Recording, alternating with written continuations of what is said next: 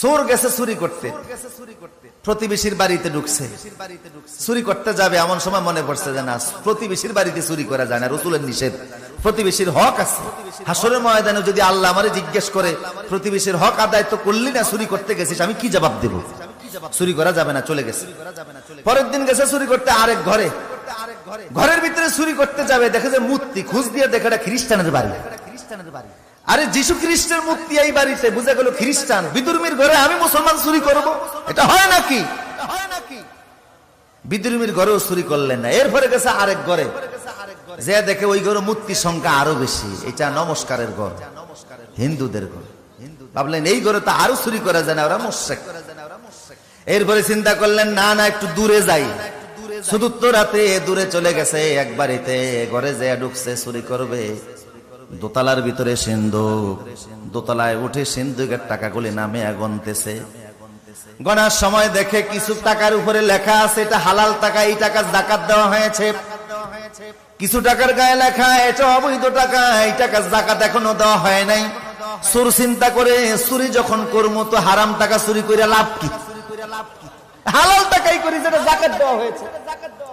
এখন যাকাত দেওয়া টাকা সে গনতেছে। আপনারা কি মনে করেন ওর গনার কারণে সময় কি স্টপ থাকবে না? সময় চলতেছে। কিছুক্ষণ পরে দিছে ফজরের আজান। চোর চিন্তা করে আরে আগে নামাজ পরে চুরি। এখন চিন্তা করে নামাজ পড়তে গেলে তো আজান দেওয়া লাগে, আজান ছাড়া আবার নামাজ হয় কি করে? নিজেই ঘরের দোতলা দাঁড়িয়ে আজান দেওয়া শুরু করছে। ঘরের দোতলায় কোত্থেকে মুয়াজ্জিন আসলো, আজান দেওয়া শুরু করেছে। তাড়াতাড়ি তাহাজ্জুদ নামাজ পড়ে দোতলায় যেয়ে দেখে একটা যুবক ছেলে দাঁড়িয়ে আছে। এই যুবক তুমি কোত্থেকে এসেছো? আমনে কে? উনি বলে আমি এই ঘরের মালিক।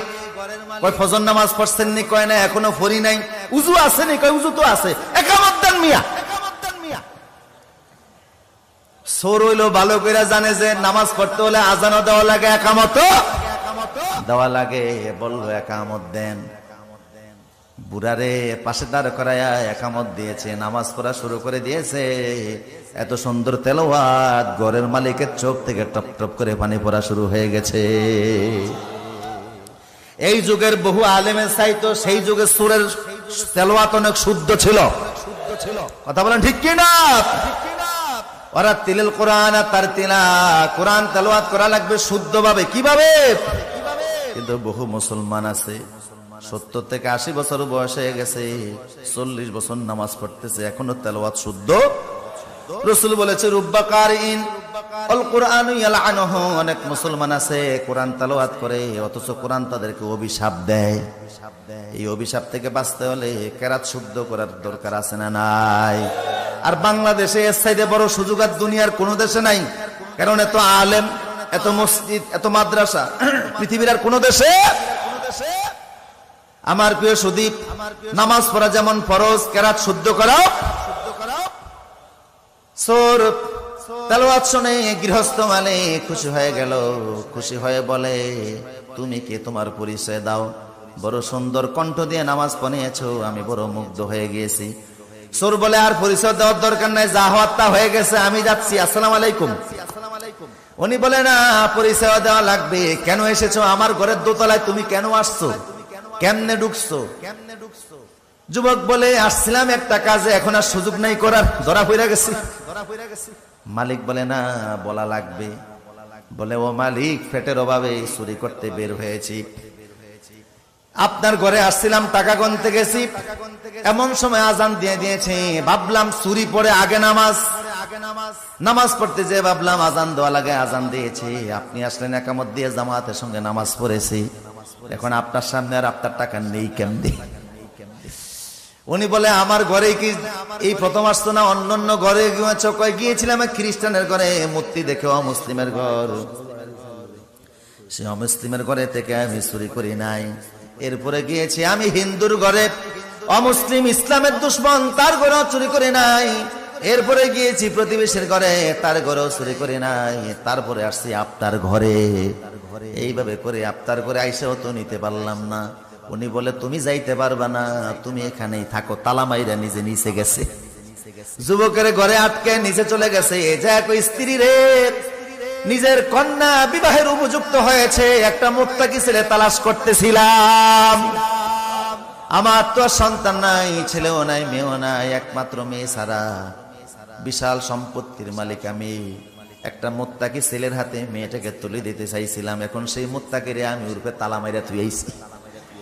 বউ কয় মুত্তাকি বুঝি উর্ফি দিয়াই, ঘরের দরজা আছে না? কিভাবে ওখানে তালা মারলেন? কয় বউরে আসছিল ফ্যাটের অভাবে চুরি করতে। চুরি করতে আসছে, কিন্তু চুরি করে নাই। আমার মনে সুযোগ পায় নাই, সেই জন্য নিতে পারে নাই, ধরা পড়ে গেছে। আমার মনে হয় তার হাতে যদি আমার গোটা সম্পদ তুলে দেয়, তার দ্বারা তসরুফ হবে না। কারণ অভাবের সোর এক জিনিস, আর স্বভাবের সোর। অভাবের সোর যারা, তাদেরকে অল্প দিলেই তুষ্ট হয়ে যায়। ফেটের খিদা মিটে গেলে আর বাজে চিন্তা করে না। আজ যারা স্বভাবের সোর, হাজার হাজার কোটি টাকার মালিক হওয়ার পরেও স্বভাব থেকেই যায়। কখনো মালয়েশিয়াতে সেকেন্ড হোম করে, এরপরে লোভ হয় আমি কানাডায় করি। এত লোভ মিটে না, তারপরে যে আমেরিকাতে, লন্ডন সহকারে বিভিন্ন দেশে হাজার হাজার কোটি টাকা ফাটায়, তারপরেও তার লোভ মিটে না। এমন সুর আছে না নাই? কে বলছে সুর আছে? সুর থাকলে তো হাত কাটা হতো। কথা কোন ঠিক কিনা? কারণ কোরআনে সূরার বিধান কি? আস-সারিকু ওয়াস-সারিকাতু ফাকতাউ আইদিয়াহুমা। আল্লাহ বলেছে চোর যদি চুরি করো তার হাত কেটে দাও। এই আইনটা কি দুনিয়ার মানুষের না আল্লাহর? আল্লাহকে আইনটা বুঝা দিছে না? না বুঝা দিছে। দুনিয়াতে যত মানুষ আছে বানাইছে কে? কথা বলেন, কে বানিয়েছে? আবার অপরাধ করার কারণে হাত কাটার বিধানও দিয়েছেন কে? আল্লাহ। বুঝা গেল মানুষের কল্যাণে যে আইনটা দিয়েছেন, এটা বড় বড় আইন না, কল্যাণকর আইন।